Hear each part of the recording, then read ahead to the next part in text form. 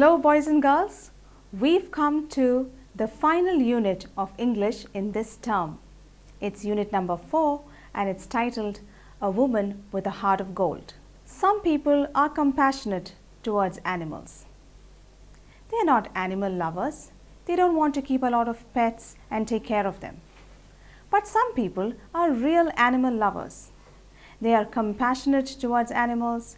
They are very knowledgeable about animals. They even are passionate about taking care of animals. In this lesson, we meet one such person. Her name is Jane Goodall. Jane was born in London in the year 1934. When she was a child, her father gifted her a soft toy of a chimpanzee. She instantly fell in love with chimpanzees, and that sparked her deep love for animals. She would dream that she would go to Africa, which is rich with exotic wildlife. As destiny would have it, Jane's passion for animals was spotted by a paleontologist who sent her to study animal behavior in a university. She was later sent to the Gombe Stream National Park in Tanzania to study the animal behavior of primates, especially of chimpanzees. This was not an easy job. It was not all fun, but Jane wouldn't quit, and the rest is history. Jane studied chimpanzees so well that her findings were revolutionary.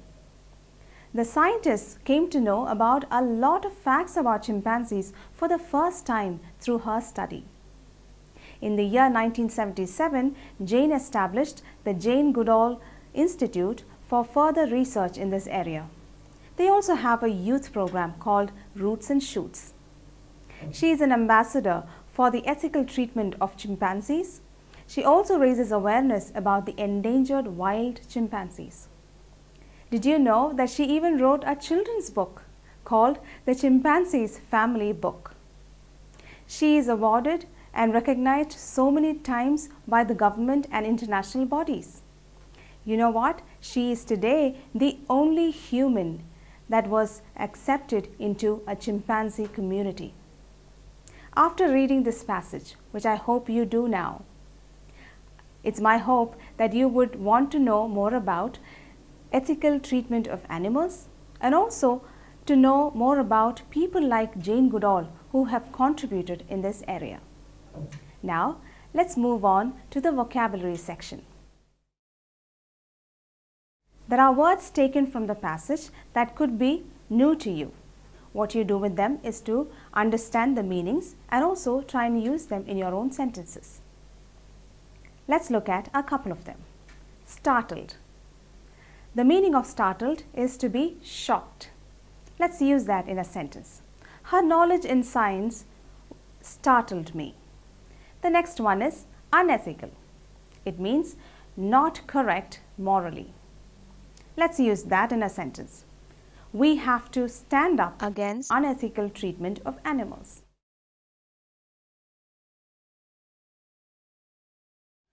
On page 41, we have an exercise that helps us to learn about the names of certain professions. Some hints are given there and we have to find the apt word. Let's look at it. 1. A person who studies geology. It is geologist. 2. A person who studies history. Historian. A person who studies birds. Ornithologist. 4th. A person who studies or teaches mathematics. Easy, mathematician.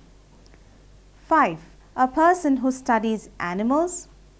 Any guesses? Zoologist. Number 6. A person who studies God and religion. Theologian. 7. A person who studies the origin and nature of the universe. Cosmologist. 8. A person who studies living things and their environment. Ecologist. We move on to another exercise where you have to make up sentences based on the words that are given there. Then we find a comprehension section. There are questions based on the passage and you have to try and answer all of them. If you have to write them and practice, do that as well. Let's move to the grammar section now.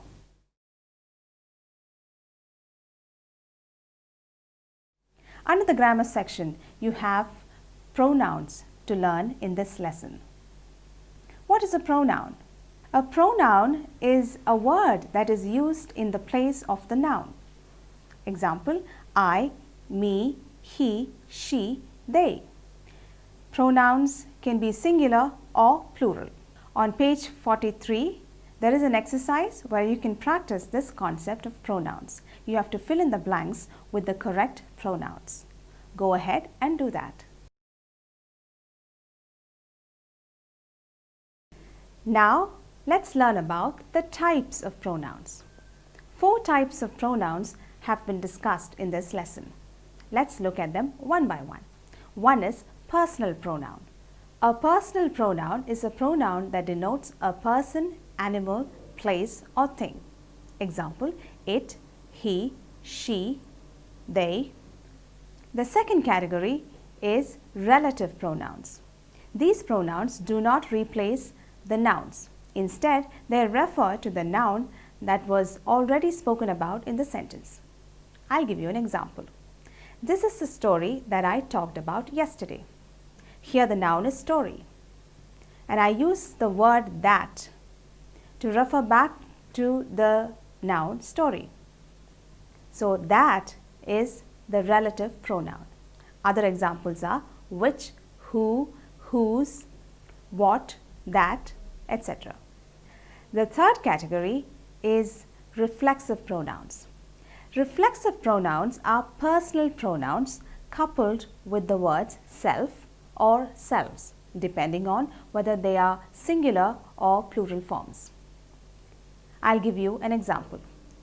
Don't make a fool of yourself. Yourself is a reflexive pronoun. They did the work themselves. Now, themselves is plural form of a reflexive pronoun. Moving on to the last category, they are called emphatic pronouns. Now, emphatic pronouns are reflexive pronouns that are used in addition to a noun. I'll give you an example. The lady herself drove the car. The lady is a noun. Herself is a reflexive pronoun. They are used together. So the reflexive pronoun, when used with another noun, it becomes an emphatic pronoun. It is giving an emphasis to the noun that is in the sentence. Now, there is an exercise that is based on this concept. Let's look at that. It is found on page 44. I am going to help you with the first 4. As you can see, we have to pick out the right pronoun and also say what kind of pronoun it is. Let's look at the first one. I dash have completed the project. Myself or ourselves? This is easy. I myself have completed the project. What is the kind of pronoun myself? It is emphatic because there is already a noun called I. Shweta dash says so. Herself or themselves? Herself. Shweta herself says so. What kind of pronoun is this? This is also emphatic because Shweta is already the noun there and herself is a reflexive pronoun so as to emphasize Shweta. So it becomes an emphatic pronoun. Third one. You will hurt dash badly if you are not careful. Yourself or yourselves? I think this is a little bit tricky. Depends on what form you is used as. If it's singular, if you are talking to one person, you can say you will hurt yourself.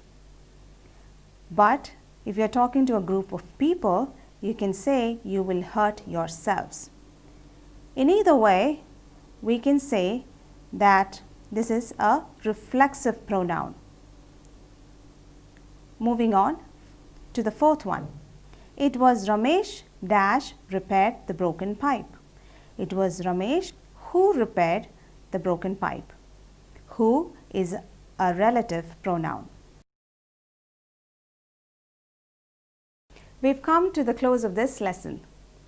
As always, it ends with a communication section with activities based on listening, speaking, and writing.